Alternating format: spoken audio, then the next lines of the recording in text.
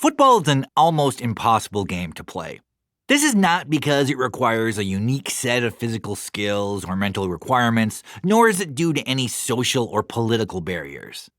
It's because the game itself is so complicated and over-organized that there's no reasonable way to replicate it recreationally.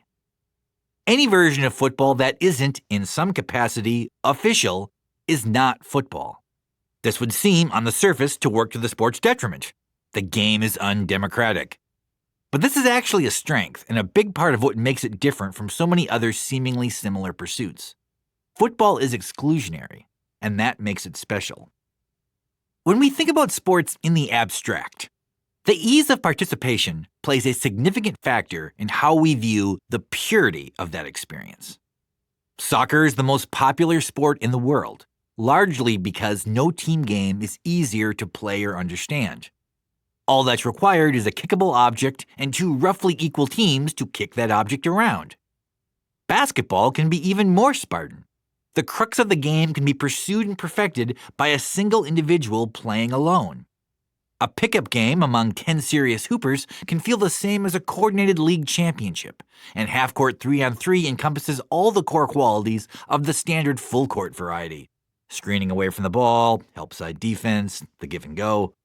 Baseball needs 18 players and a geometrically specialized playing surface, which would normally present an obstruction to amateur competition.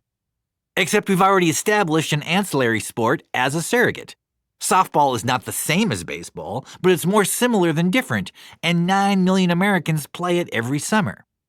Hockey requires ice and expensive equipment, but the sport's free-flowing nature makes low-impact amateur versions surprisingly plausible. There are at least 3 adult hockey leagues in Portland, a mid-sized market with no professional franchise. Golf can be played by anyone who can afford it. Tennis thrives as a leisure activity, and when its physical demands become too taxing, the participant can transition to pickleball or even ping pong. You want to play volleyball? Go to a public beach. You miss your bygone days as a high school wrestler? Have 6 drinks in a bar and insult a stranger who's had 9. A former prep track star can always go for a run. A former swimming sensation can always find a pool. Any novice bowler can reproduce the same perfection as a PBA legend, at least for one frame. Our relationship with most spectator sports is tied to a nebulous understanding of how the sport feels. We can replicate the game we see on TV. But football is not like that. Tackle football is played by 1 million people at the high school level, 80,000 people at the college level, and 2,700 people at the pro level. That's it. That's the total North American adult football population, equating to 0.002% of the continent as a whole.